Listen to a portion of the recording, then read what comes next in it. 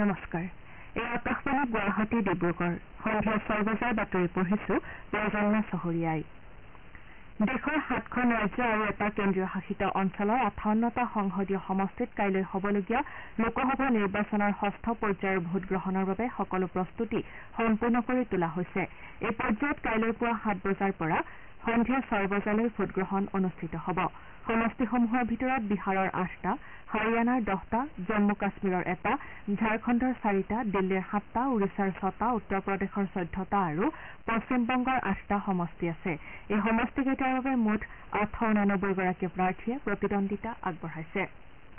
মটক ৰজা স্বৰ্গদেউ সৰ্বানন্দ সিংহৰ আজি 222 সংখ্যক তিৰুভাৱ তিথি উপলক্ষে ৰাজ্যবাসীয়ে তেওঁক শ্ৰদ্ধাৰে সুঁৱৰিছে মুখ্যমন্ত্ৰী ডক্টৰ হিমন্ত বিশ্ব শৰ্মাই এটা বাৰ্তাত অসম মাতৃৰ সুসন্তান অদম্য সাহস কৰ্তব্যনিষ্ঠা আৰু বীৰত্বৰ প্ৰতীক মটক ৰজাগৰাকীৰ কৰ্মস্পৃহা আৰু দূৰদৰ্শী নেতৃত্ব তথা চিন্তাধাৰাৰে জাতীয় জীৱনৰ কল্যাণ আৰু উন্নয়নৰ হকে কাম কৰি যাবলৈ ৰাজ্যৰ জনসাধাৰণক অনুপ্ৰাণিত কৰি আহিছে বুলি প্ৰকাশ কৰে কেন্দ্ৰীয় মন্ত্ৰী সৰ্বানন্দ সোণোৱালে আজি তিনিচুকীয়াত আয়োজিত এটা কাৰ্যসূচীত উপস্থিত থাকি মহান ৰজাগৰাকীৰ আদৰ্শৰে উদ্বুদ্ধ হৈ বৰ্তমান সময়ত সকলোৱে আগবাঢ়ি যাব লাগিব বুলি মন্তব্য কৰে তিনিচুকীয়া নগৰৰ তিনিকুণিয়াত মটক ৰাজবংশ উন্নয়ন সমিতি আৰু সদৌ অসম মটক সন্মিলনৰ উদ্যোগত আৰু মটক জনগোষ্ঠীয় সংগঠনসমূহৰ সহযোগত আয়োজন কৰা কাৰ্যসূচীত কেন্দ্ৰীয় মন্ত্ৰীগৰাকীয়ে কয় যে ৰাজ্যৰ প্ৰসিদ্ধ ৰজা মহাৰজা তথা বীৰ বীৰাংগনাৰ গুণানুকীৰ্তন কৰিলে নৱপ্ৰজন্ম উদ্বুদ্ধ হ'ব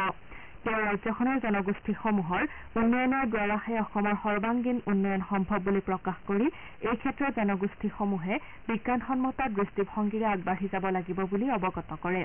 আজিৰ কাৰ্যসূচীৰ লগত সংগতি ৰাখি স্বৰ্গদেউগৰাকীৰ 22 ফুট দৈৰ্ঘ্যৰ এটা প্ৰতিমূৰ্তি উন্মোচন কৰা হয় আজিৰ অনুষ্ঠানত মটক ৰাজবংশ উন্নয়ন সমিতিৰ সভাপতি হেমন্ত গোহাইকে ধৰি ভালেমান বিশিষ্ট ব্যক্তি উপস্থিত থাকে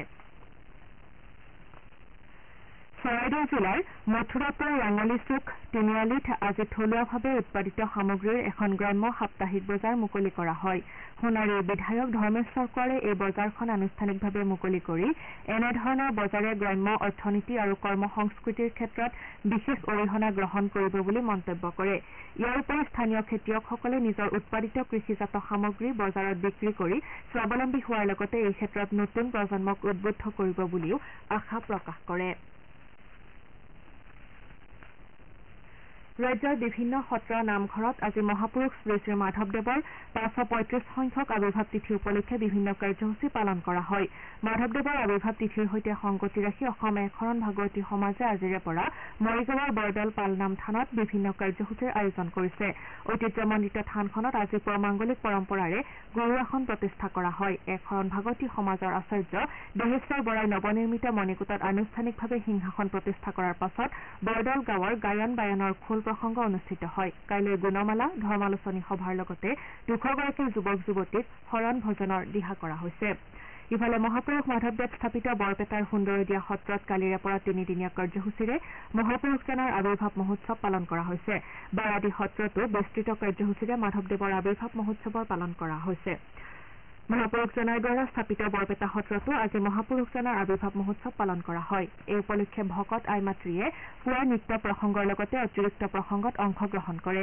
যোৰহাট জিলাৰ ঢেকীয়াখোৱা বৰনামঘৰত দিনজোৰা কাৰ্যসূচীৰে মাধৱদেৱৰ আৱিৰ্ভাৱ তিথি পালন কৰা হয় নগাঁৱৰ বটদ্ৰৱা থানৰ লগতে গোলাঘাট জিলাৰ আঠখেলীয়া নামঘৰতো মাধৱদেৱৰ আৱিৰ্ভাৱ তিথি উপলক্ষে বৈষ্ণৱ ভকতে নাম কীৰ্তনেৰে গুৰু বন্দনা কৰে গোৱালপাৰা জিলাৰ বিভিন্ন প্ৰান্ততো মাধৱদেৱৰ আৱিৰ্ভাৱ তিথি উলহ মালহেৰে পালন কৰা হয়